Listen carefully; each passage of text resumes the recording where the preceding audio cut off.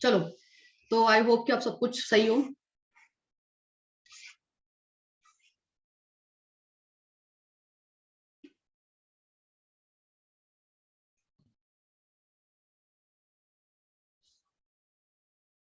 चलो, तो स्टार्ट करते हैं।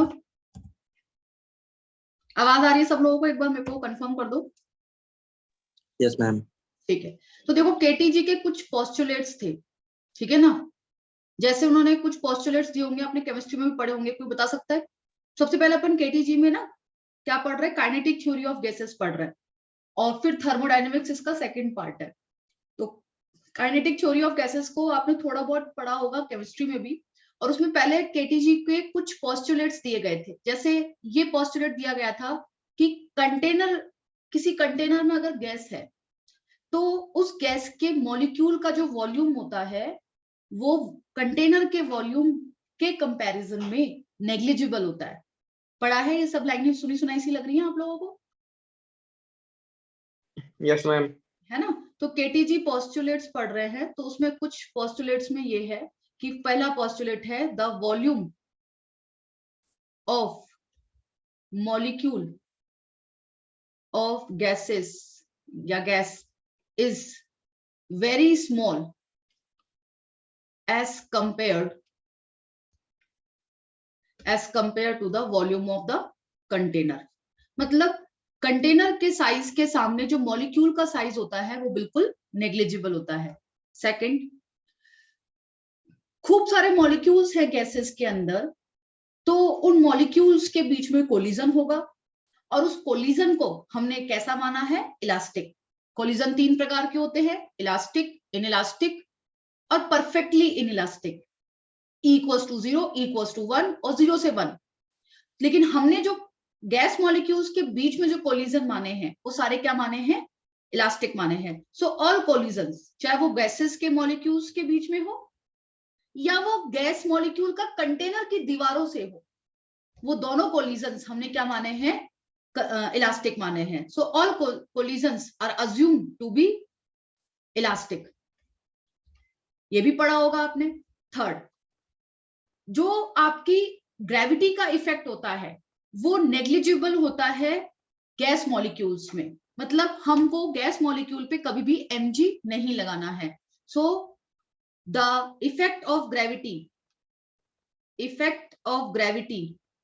इज नेग्लिजिबल, या हम मानते ही नहीं है, हम इफेक्ट ऑफ ग्रेविटी लेते ही नहीं है ऑन गैस मॉलिक्यूल्स। फिर एक और पोस्टुलेट था कि Newton's law of motion are applicable on gas molecules. यानी कि न्यूटन के आप लॉ लगा सकते हो, Newton's law of motion are applicable. ये सब केमिस्ट्री में पढ़ चुके होते हैं, बस मैं दोबारा लिख रही हूं उनको। Are applicable on gas molecules. और एक जो सबसे इंपॉर्टेंट पॉइंट है वो ये है कि गैसेस के बीच में जो इंटरेक्शन फोर्स है, गैसेस के मॉलिक्यूल्स के बीच में जो इंटरेक्शन फोर्स है, आपको पता है कि कोई भी सॉलिड ले लो, लिक्विड ले लो, गैसियस ले लो, उसके मॉलिक्यूल्स के बीच में इंटरमॉलिक्यूलर फोर्सेस होते हैं। तो सॉलिड्स के बीच में बहुत स्ट्रांग होते हैं, लिक्विड में थोड़े और कम होते हैं, और गैसेस में, रियल गैस में उसको हमने, सॉरी आइडियल गैस में हमने उसको क्या मान लिया है? नेग्लिजिबल मान लिया है। सो इंटरमॉलिक्यूलर फोर्सेस यानी कि दो मॉलिक्यूल के बीच में फोर्स, इंटरमॉलिक्यूलर फोर्सेस, या you can force of interaction, ठीक है ना। Intermolecular forces are negligible in gas molecules, है ना। सो इंटरमॉलिक्यूलर फोर्सेस के बीच में या फोर्स ऑफ इंटरैक्शन को आपने क्या माना है? इंटरैक्शन फोर्स को आपने क्या माना है? 0 माना है between gas molecules is assume to be 0। तो ऐसे करके कुछ पोस्टुलेट्स हैं जिनके बारे में ये बात बताता है। अब एक और लास्ट चीज हो आती है कि गैस मॉलिक्यूल्स रैंडम डायरेक्शन में मूव कर रहे हैं। तो कुछ गैस मॉलिक्यूल्स प्लस आई कैप में मूव कर रहे हैं, कुछ माइनस आई कैप में मूव कर रहे हैं, कुछ प्लस जे कैप में, कुछ माइनस जे कैप में। तो आप जब एक गैस कंटेनर के अंदर मॉलिक्यूल्स को देखोगे तो आप यूं नहीं कह सकते कि यार इन मॉलिक्यूल्स ना, ये मॉलिक्यूल प्लस एक्स में चल रहे हैं या ईस्ट में चल रहे हैं या नॉर्थ में चल रहे हैं। so they do not have any preferred direction। उनकी कोई प्रेफर्ड डायरेक्शन नहीं होती, वो सब डायरेक्शन में चलते हैं, सारे डायरेक्शन में। जैसे ऐसा मोशन नहीं होता कुछ इस तरीके से, जैसे इलेक्ट्रॉन का मोशन था रैंडम, कि आप यूं नहीं कह सकते कि ये पार्टिकल जो है ये कहां जा रहा है। आ रही बात समझ में? तो ये कुछ पोस्टुलेट्स थे जो आइडियल गैस के बारे में बताए गए। उसके बाद आता है प्रेशर ऑफ गैस। ठीक है, तो प्रेशर ऑफ गैस का फॉर्मूला कैसे निकाला गया आपने शायद पढ़ा होगा केमिस्ट्री में भी। मैं उसका डेरिवेशन फिर से बता देती हूँ कि मान लो ये कंटेनर ले लिया मैंने, और इस कंटेनर की जो वॉल्स हैं या जो साइज है वो L इंटू एल का मान लिया है। इस कंटेनर का क्यूबिकल कंटेनर मान लिया है इसको, और क्यूबिकल कंटेनर जो है वो किस साइज का है? L इंटू एल का। ठीक है, अब एक मॉलिक्यूल है जो जिसकी स्पीड इस डायरेक्शन में vx है, इस डायरेक्शन में vy है, और कुछ इस डायरेक्शन में उसकी या इस डायरेक्शन में उसकी कुछ कितनी है vz है। क्योंकि देखो एक मॉलिक्यूल रैंडम चल रहा है, तो मेरे को नहीं पता कि वो x में चल रहा है, y में चल रहा है, z में चल रहा है, तो मैंने जनरलाइज कह दिया कि वो रैंडम चल रहा है, तो मैंने उसका कंपोनेंट निकाल लिया vx, vy और vz में। अगर मान लो प्रॉपर x में चल रहा होगा वो पार्टिकल, तो y और z जीरो हो जाएंगे। अगर वो xy प्लेन में चल रहा होगा तो vz जीरो हो जाएगा। तो vx, vy, vz मानने से मेरी सारी पॉसिबिलिटीज कंसिडर हो गई। अब जब ये पार्टिकल दीवार से टकराएगा तो इलास्टिक कोलिजन है।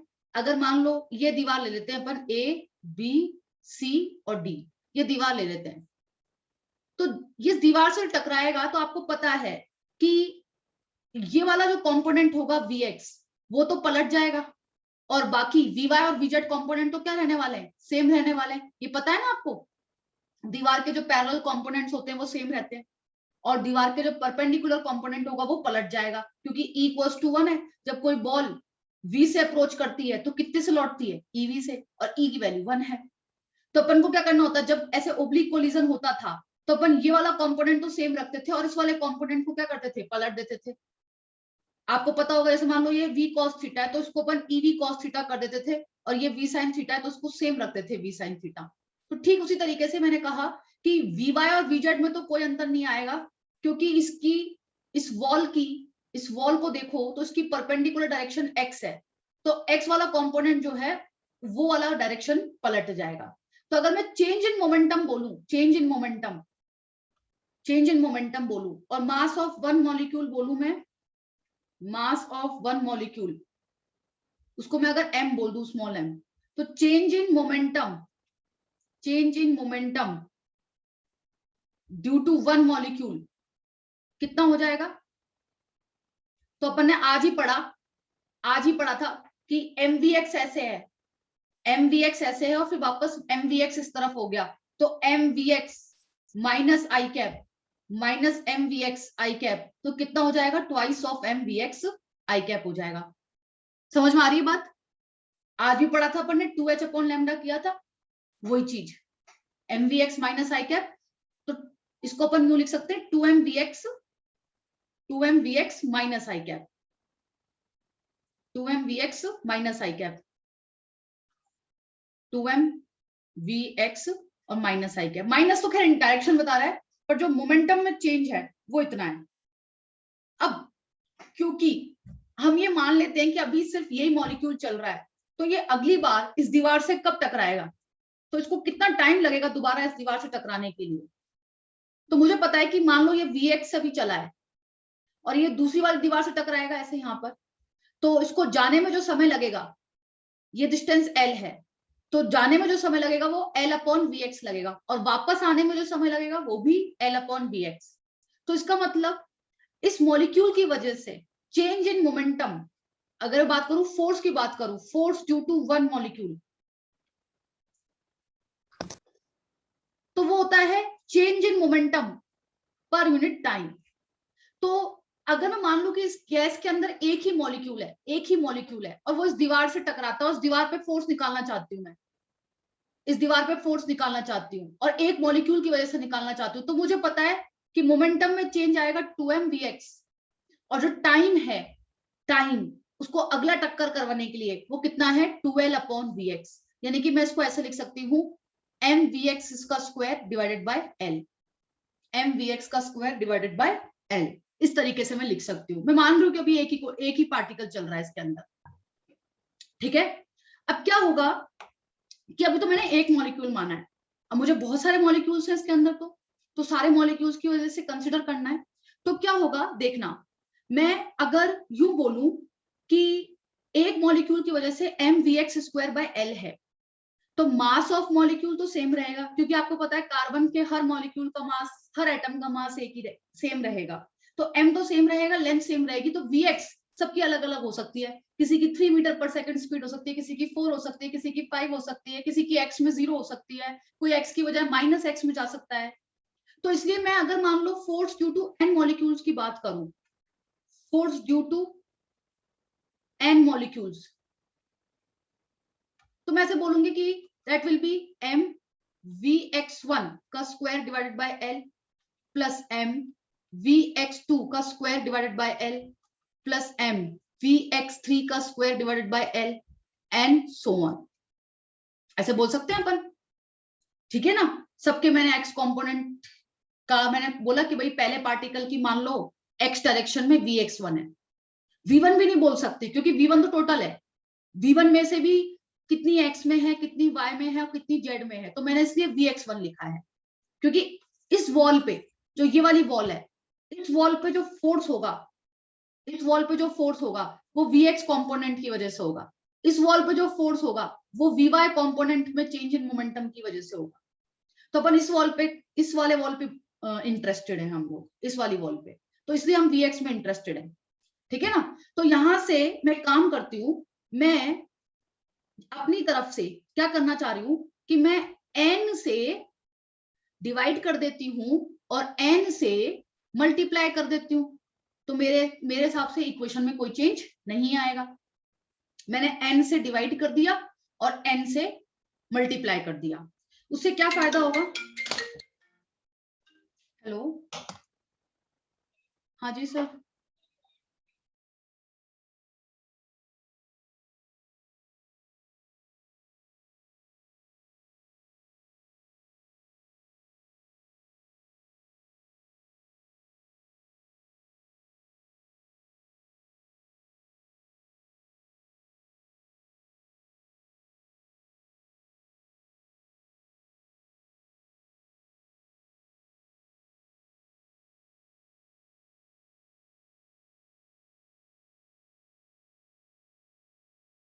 यार मैंने क्लास में बोला नहीं था तुम लोगों को कि ऑनलाइन क्लास है, हद है भाई। पता नहीं आधे बच्चे ना क्लास अटेंड करते हैं, आधे बच्चे नहीं करते हैं, भगवान जाने, मतलब बच्चों का ना सच में कोई सीन नहीं है। मैम बोला था आपने, साफ साफ बोला था ऑनलाइन क्लास है। मैम क्लास के अलावा भी अलग कोचिंग के बच्चे पढ़ रहे हैं इस क्लास में एट प्रेजेंट। दूसरी कोचिंग के बच्चे पढ़ रहे हैं, पढ़ लें तो क्या कर एक सकते है। हैं, क्या कर सकते, कौन कौन बच्चे हैं भाई ये। नहीं दूसरी कोचिंग के तो नहीं होंगे, एफ के बच्चे जरूर है, अपने अपनी कोचिंग के एफ के बच्चे। तुम्हें कैसे पता दूसरे कोचिंग के बच्चे। अच्छा दूसरी क्लास की है क्या? हाँ एक बच्चे, एक बैच और है इसके अंदर, एफ बैच है, ठीक है ना। चले देखें इधर, तो ये समझ में आ गया यहाँ तक आप लोगों को सबको। और जिसको समझ में नहीं आया ना वो चैट बॉक्स में लिख दो कि मैम ये रिपीट कर दो या बोल दो, सिंपल है, बोल दो, वहीं टोक के बोल दो, ठीक है ना। पर माइक ऑन करके ऑफ जरूर कर देना, है ना, डिस्टरबेंस ना हो बस। तो देखो मैंने n से मल्टीप्लाई कर दिया और n से डिवाइड कर दिया। अब क्या होगा कि अगर तुम देखो तो एक मॉलिक्यूल का मास अगर m है तो उसमें अगर गैस में n मॉलिक्यूल्स हैं तो total mass of the container आ जाएगा, बोलो टोटल मास आ जाएगा। एक मॉलिक्यूल के मास का मैंने n मॉलिक्यूल से मल्टीप्लाई कर दिया तो टोटल मास आ गया गैस का। तो इसलिए मैं mn को क्या लिख सकती हूँ, कैपिटल M लिख सकती हूँ, और L भी डिवाइड निकाल लेती हूँ बाहर, और ये चीज क्या हो जाएगी बेटा, Vx1 का स्क्वायर प्लस Vx2 का स्क्वायर प्लस Vx3 का स्क्वायर एंड सो ऑन, और ये ऐसे n मॉलिक्यूल्स थे तो इसलिए Vxn का स्क्वायर डिवाइडेड बाय n। और देखो ये चीज जानी पहचानी है, पता है, ये चीज जानी पहचानी है, बताओ क्या चीज है ये। तो देखो ये एवरेज है, ये मीन है, जैसे सारे बच्चों के मैंने मार्क्स ले लिए और सबको जोड़ के मैंने उसको टोटल नंबर ऑफ स्टूडेंट से डिवाइड कर दिया तो एवरेज मार्क्स आ गए। अब मैं सबके मार्क्स का स्क्वायर ले लूं और फिर मैं उनको जोड़ के डिवाइड कर दूं टोटल नंबर ऑफ स्टूडेंट से, तो एवरेज मार्क्स का भी स्क्वायर मिलेगा। तो ये जो चीज है m by l, this can be written as vx square. बोलो, आप फेमिलियर हो इस टर्म से? तो ये आपका क्या आ गया, फोर्स आ गया। और अब प्रेशर की बात हो रही है, तो प्रेशर क्या हो जाएगा, प्रेशर जो हो जाएगा वो हो जाएगा force upon area, force upon area. तो फोर्स अपॉन एरिया, ठीक है। एरिया क्या था उस वॉल का, एरिया क्या था उस वॉल का, एरिया ऑफ वॉल। तो एरिया कितना हो जाएगा, क्यूबिकल कंटेनर है तो एल स्क्वायर था, तो अपन क्या करेंगे, m upon L into V X का स्क्वायर, Vx का square divided by L square. सही है क्या बेटा? एरिया ऑफ क्यूबिकल कंटेनर माना है ना मैंने, क्यूबिकल कंटेनर माना है, तो इसलिए एल स्क्वायर हो जाएगा। तो this can written as m upon L cube, this can written as m upon L cube into Vx square का एवरेज। और ये चीज आपको पता है क्या दिख गई, एल क्यूब क्या दिख गया, वॉल्यूम ऑफ कंटेनर दिख गया, एल क्यूब क्या दिख गया, वॉल्यूम ऑफ कंटेनर दिख गया आपको, या वॉल्यूम ऑफ गैस बोल सकते हो आप टोटल, इनटू ये क्या हो गया Vx का स्क्वायर डिवाइडेड बाय ये divided by m upon v, L cube को लिख दिया हमने वॉल्यूम ऑफ कंटेनर। और मास अपॉन वॉल्यूम क्या होता है बताओ, मास अपॉन वॉल्यूम क्या होता है, Density. Density. So that can written as rho into Vx का स्क्वायर, और ये हो गया हमारा एवरेज।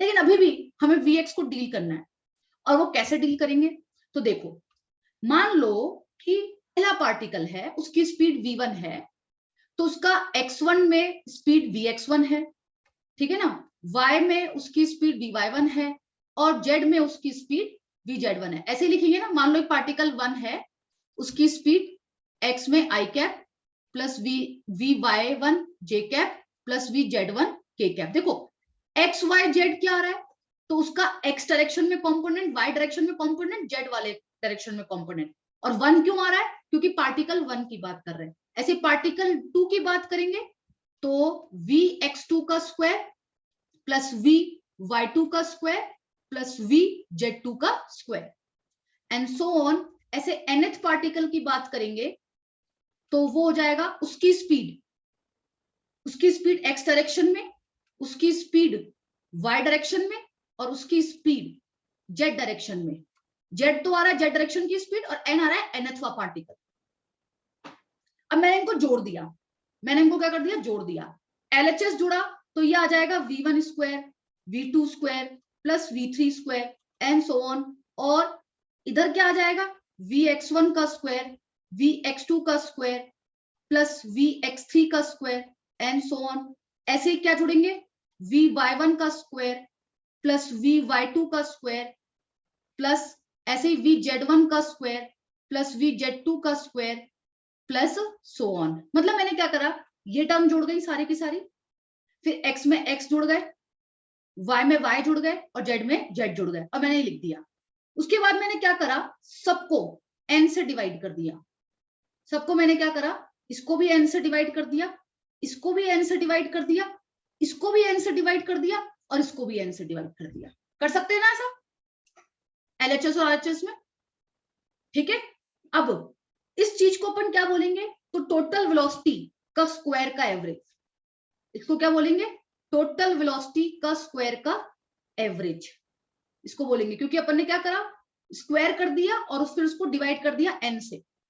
फिर इसके बाद क्या था वो, तो तो x डायरेक्शन की वेलोसिटी के स्क्वायर का एवरेज और y डायरेक्शन की वेलोसिटी के स्क्वायर का एवरेज और z डायरेक्शन की वेलोसिटी के स्क्वायर का एवरेज। और क्योंकि हमने पोस्टुलेट में पढ़ा कि since molecule do not have any preferred direction, तो आपको ये समझ में आना चाहिए कि ये तीनों, मैं ये तो कह सकती हूं कि हर मॉलिक्यूल की x में, y में और z में स्पीड सेम नहीं हो सकती। किसी की x में 3 होगी, किसी की x में 4 होगी, किसी की x में 5 होगी, किसी की x में 6 होगी, किसी की x में 7 होगी, किसी की x में 8 होगी, किसी की x में -8 होगी, -6 होगी, -5 होगी, सबकी अलग अलग वेलोसिटी होगी। बट आप एवरेज देखोगे तो एवरेज में जितना कंट्रीब्यूशन x में होगा उतना ही कंट्रीब्यूशन y में होना चाहिए और उतना ही कंट्रीब्यूशन z में होना चाहिए।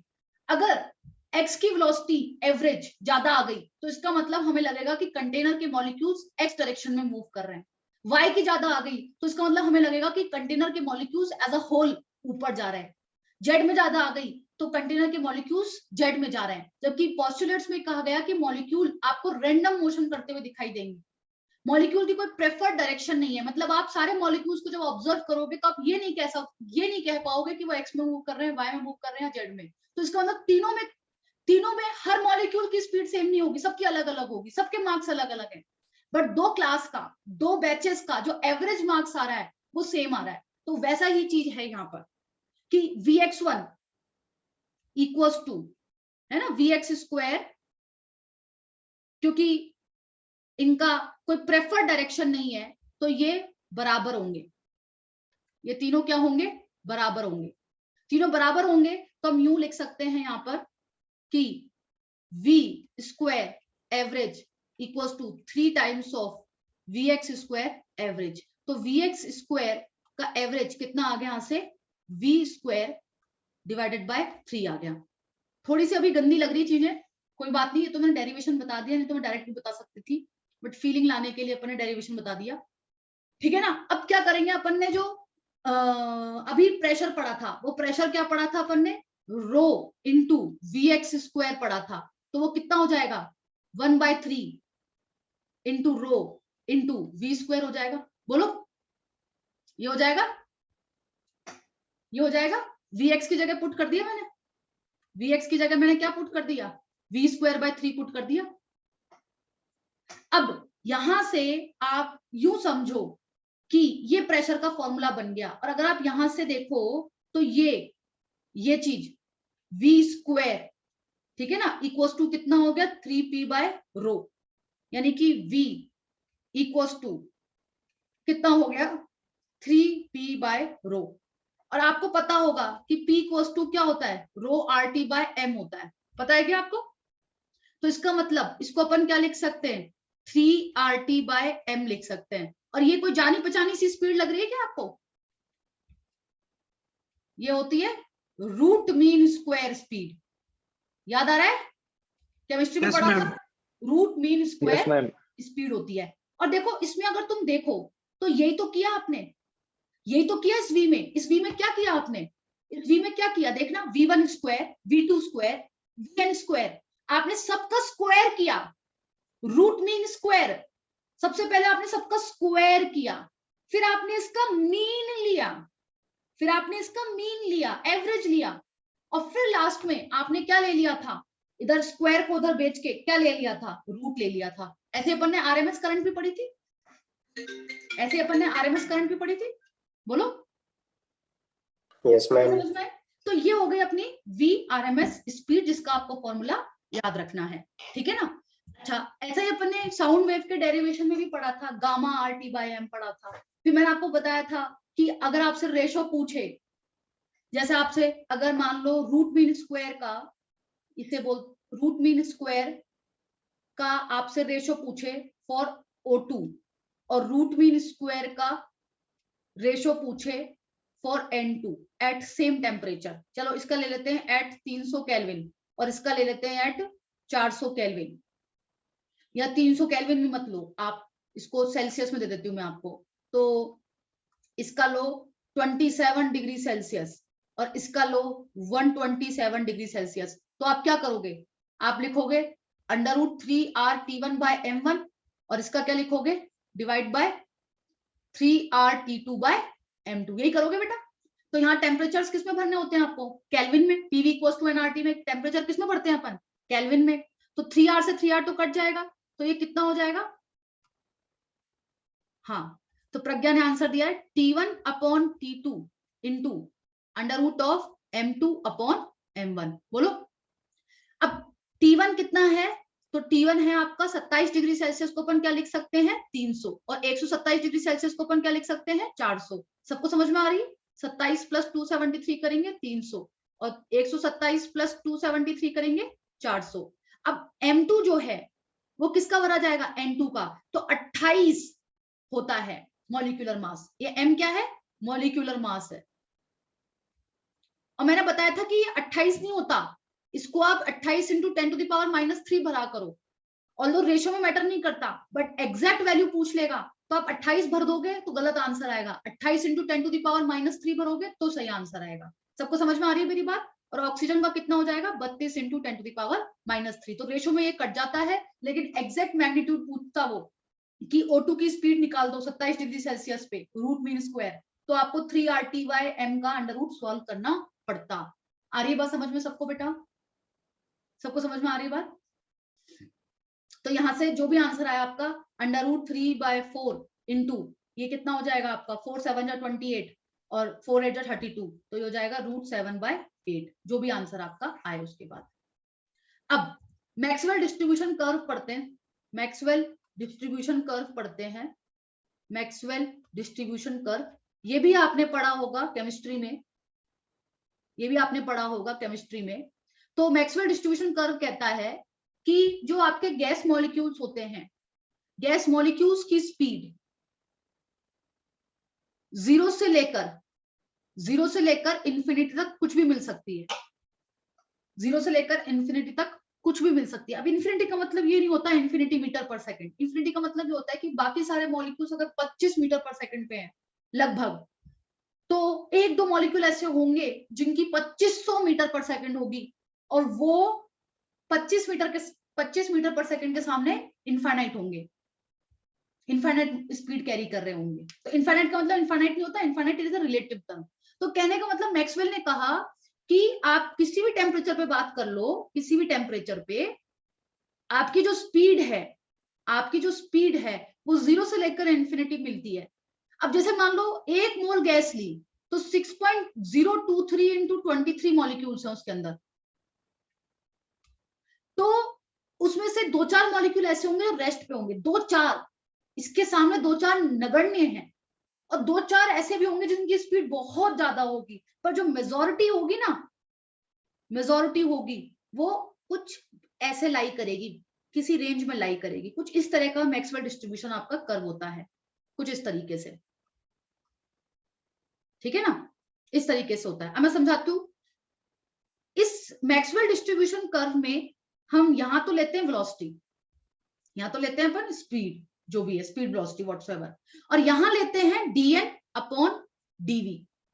यहां पर dN/dV भी लेते हैं, या 1/n dN/dV भी ले सकते हैं, दोनों ही बात एक ही है, थोड़ा सा डिफरेंस है बस। तो पहले मैं dN/dV समझाती हूँ। ये dN/dV क्या है, ये dN/dV क्या है, तो देखो आपने पढ़ा होगा कि मैं मान लो एक स्ट्रिप बना लू, स्ट्रिप मतलब मैंने यहां पर एक ऐसे स्ट्रिप बना ली इस तरीके से, ठीक है ना।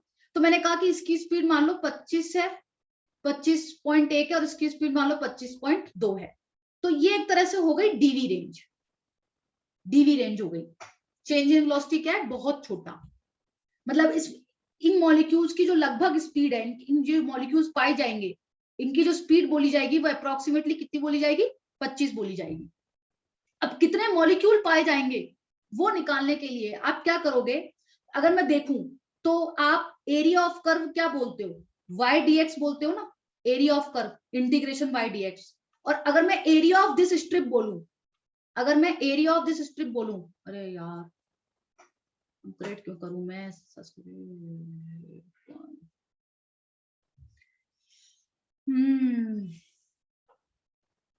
देखो ये मीटिंग है ना, कितने मिनट में एंड हो जाएगी? 10 मिनट में एंड हो जाएगी। मैं आपको दूसरा लिंक भेज दूंगी, ठीक है ना? तो आप तुरंत ज्वाइन कर लेना फटाफट। ये क्या थोड़ा सा दिक्कत हो गई, मेरे को पासवर्ड भूल गई मैं, जो वहां से मिला था अपन को, ऑफिस जो आईडी मिली थी उसकी। तो देखो अब सुनो यहाँ पर, तो अगर मैं इस एरिया ऑफ स्ट्रिप की बात करूं, इसकी एरिया ऑफ दिस स्ट्रिप, तो मेरे को ये हाइट पता है, ये होती है y, और हम मैथ्स में क्या बोलते हैं, y dx। अब y की जगह क्या है, dn अपॉन dv, और dx की जगह क्या है, dv।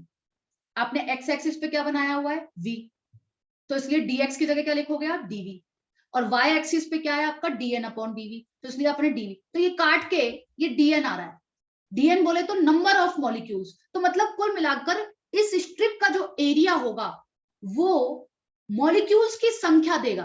तुम्हें मॉलिक्यूल्स की संख्या तो पता है, अरे ये तो टोटल नंबर ऑफ मॉलिक्यूल है, ये उन मॉलिक्यूल्स की संख्या देगा जिनकी स्पीड किस रेंज में है, जिनकी स्पीड लगभग 25 मीटर पर सेकंड है।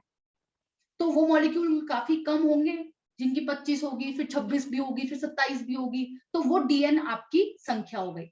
और जब आप पूरा एरिया ले लोगे, पूरा एरिया ले लोगे, तो इसका मतलब सारे मॉलिक्यूल्स आ जाएंगे पूरे एरिया में, सबकी अलग अलग स्पीड होगी पर सारे मॉलिक्यूल्स आ जाएंगे। तो total area of this curve will represent total number of molecules in the container. क्योंकि आप जब टोटल एरिया ऑफ कर्व की बात करोगे, टोटल एरिया ऑफ कर्व की बात करोगे, टोटल एरिया ऑफ कर्व की बात करोगे, तो आप बोलोगे dn upon dv into dv, dv से dv काटोगे, dn का इंटीग्रेशन क्या होगा, n, यानी कि वो टोटल नंबर ऑफ मॉलिक्यूल्स देगा, टोटल नंबर ऑफ मॉलिक्यूल्स देगा, ठीक है ना? तो इसमें यह है कि भाई आप अगर इसके पीक को देखोगे, पीक को देखोगे, अगर मैं इस ग्राफ को दोबारा बनाती हूं और मैं इसके पीक को दिखाती हूं, अभी तक मैंने सिर्फ क्या बताया, मैंने बताया कि y एक्सिस क्या बता रहा है, dn अपॉन dv, और जब आप y dx करते हो तो आपको ये पता लग गया कि 25 मीटर पर सेकंड स्पीड रखने वाले कितने मॉलिक्यूल हैं, और कैसे निकल जाएगा, तो इस स्ट्रिप का आप एरिया निकाल दो। अगर मान लो सपोज करो कि ये मैं दे दूं और ये 13.1 है और ये 13.2 है, तो आपको ये पता चल गया कि इतने मॉलिक्यूल्स आपकी कितनी स्पीड रख रहे हैं, 13 मीटर पर सेकंड। इसका मतलब ये हुआ कि अगर मैं इस कर्व में जहां पीक है वहां पर अगर मैं बात करूं, यहां पीक है, जैसे कि यहां देख सकते हैं कि ये पीक है, ये पीक है, तो क्या मुझे लगता है कि जितनी भी मैं स्ट्रिप्स लूंगी, जैसे ये स्ट्रिप ले ली, ये स्ट्रिप ले ली, ये स्ट्रिप ले ली, ये स्ट्रिप ले ली, तो सब स्ट्रिप्स में से सबसे ज्यादा एरिया इसी का आएगा, जो मैक्सिमम एरिया आएगा वो इसी स्ट्रिप का आएगा, मैक्सिमम एरिया इसी स्ट्रिप का आएगा, क्योंकि सबसे बड़ा वाई तो इसके लिए है, dx तो सबका सेम है, dx तो सबका सेम है, dv सबका सेम है। तो इसका मतलब ये वो मॉलिक्यूल हो गए, जैसे मान लो यहां पर वेलोसिटी आपकी चल रही है कुछ 21 मीटर पर सेकंड, तो इसका मतलब 21 मीटर पर सेकंड रखने वाले मॉलिक्यूल्स की संख्या सबसे ज्यादा है। तो क्या ये मोस्ट प्रोबेबल स्पीड नहीं हुई? क्या ये मोस्ट प्रोबेबल स्पीड नहीं हुई? क्योंकि आपने बचपन में मीन मीडियन मॉड पढ़ा होगा, मीन मीडियन मॉड पढ़ा होगा आपने, मीन मीडियन और मॉड। मॉड क्या होता था? जिसकी फ्रीक्वेंसी ज्यादा हो। प्रोबेबिलिटी चैप्टर पढ़ लिया आपने, अगर मान लो मैं कहूं कि एक बैग में 4 ब्लैक है और 2 व्हाइट बॉल्स हैं, तो प्रोबेबिलिटी किसकी ज्यादा है? अगर आप रैंडम, आपको आंखों में पट्टी बांध के, हेलो हेलो, देखो अगर मैं आपको बोल दूं कि आपके आंखों में पट्टी बांध दी जाए और आपके हाथ को बोला जाए कि आप बस हाथ बैग में डालो और बॉल निकालो, तो प्रोबेबिलिटी किसकी ज्यादा होगी? कौन सी बॉल निकलने की प्रोबेबिलिटी ज्यादा होगी? कौन से कलर की बॉल निकलने की प्रोबेबिलिटी ज्यादा होगी? बताओ। ब्लैक। ब्लैक। तो सिमिलरली 21 मीटर पर सेकेंड स्पीड रखने वाले मॉलिक्यूल्स की संख्या सबसे ज्यादा है। तो अगर आप मान लो रैंडम उस कंटेनर में हाथ डालो, आप मॉलिक्यूल पिक करो, तो कौन सा मॉलिक्यूल, मतलब उन मॉलिक्यूल्स की स्पीड सबसे ज्यादा निकलने की कौन सी प्रोबेबिलिटी है, कौन सी स्पीड निकलने की प्रोबेबिलिटी है? 13 मीटर पर सेकेंड। जैसे मान लो मैंने इनके बोल दिया कि ये वाली जो रेंज है ये 13 है, ये 11 है, ये मान लो 25 है, ये 26 है, तो इन पांचों में से कौन सी स्पीड निकलने की प्रोबेबिलिटी ज्यादा है? 21 मीटर पर सेकंड की, क्योंकि 21 मीटर पर सेकंड के मॉलिक्यूल सबसे ज्यादा हैं इस बैग में, इस कंटेनर में। तो 21 मीटर पर सेकंड को हम क्या बोलेंगे? मोस्ट प्रोबेबल स्पीड बोलेंगे। इसका मतलब मैक्सवेल डिस्ट्रीब्यूशन कर्व में जहां पीक बनता है वो स्पीड क्या होती है? आपकी मोस्ट प्रोबेबल स्पीड होती है। और मोस्ट प्रोबेबल स्पीड का आपने फॉर्मूला भी पढ़ा होगा शायद, मोस्ट प्रोबेबल स्पीड का फॉर्मूला भी पढ़ा होगा आपने, वो होता है 2RT/m। मोस्ट प्रोबेबल स्पीड का फॉर्मूला क्या पढ़ा होगा आपने? मोस्ट प्रोबेबल स्पीड का 2RT/m, मोस्ट प्रोबेबल स्पीड। और ऐसे ही एवरेज का फॉर्मूला होता है दैट इज 8RT/m। हमारे डेरिवेशन में सिर्फ रूट मीन स्क्वायर का डेरिवेशन तो है, मोस्ट प्रोबेबल और वी एवरेज का हमें सीधा फॉर्मूला याद रखना है। अगर मैं कंपेयर करूं तो सबसे ज्यादा स्पीड किसकी आ रही है? अगर मैं रूट मीन में कंपेयर करूं, मोस्ट प्रोबेबल स्पीड में कंपेयर करूं और एवरेज में कंपेयर करूं, सबसे ज्यादा क्या है? तो ये लगभग 8/3.14 है, तो ये करीब करीब 2 से बड़ा है। RMS की होगी। क्या? RMS होगी। तो ये 3 से छोटा है और 2 से बड़ा है, तो V RMS सबसे बड़ा हो गया, फिर V एवरेज हो गया, और फिर V क्या हो गया? मोस्ट प्रोबेबल स्पीड हो गया। तो ये तीनों फॉर्मूले आपको याद होने चाहिए। इसमें रेशो पूछ सकता है, इसमें मैग्नीट्यूड पूछ सकता है, आपको पता ही है। और अपन को एक चीज और सिखाई जाती है, जैसे V RMS आपको ये बताया गया है, V RMS आपको पता है कि क्या होती है? √3RT/m, ठीक है ना? तो आपको पता है कि R/Na इक्वल टू क्या होता है? K होता है। तो ये मॉलिक्यूलर मास है, इसको मैं ऐसे लिख सकती हूँ क्या? 3RT डिवाइडेड बाय एक मॉलिक्यूल का मास इनटू एवोगैड्रो नंबर। तो मॉलिक्यूलर मास निकल गया एक तरीके से, है ना? तो इसको अपन R/Na को क्या लिख सकते हैं? R/Na को क्या लिख सकते हैं बताओ? R/Na को क्या लिख सकते हैं? K। तो ये फॉर्मूला क्या बन जाएगा? 3kT divided by small mb बन जाएगा। 3kT divided by small mb बन जाएगा। तो ये आपकी बेसिक बात हो गई। ये आपका क्या हो गया? मैक्सवेल डिस्ट्रीब्यूशन कर्व हो गया। अगर इसमें यहां पर dN/dV दे रखा है, तो ये टोटल मॉलिक्यूल्स को शो करेगा। और 1/n dN/dV दे रखा है, तो क्या शो करेगा बताओ?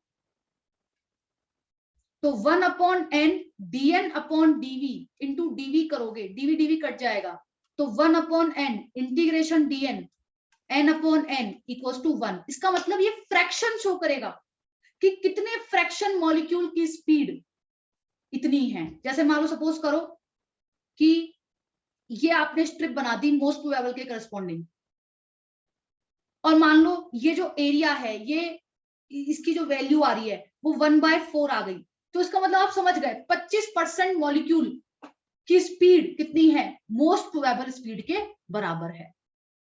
समझे क्या कहने का मतलब? कहने का मतलब फ्रैक्शन समझ में आ गया। ये फ्रैक्शन देगा, ये क्या देगा? फ्रैक्शन देगा।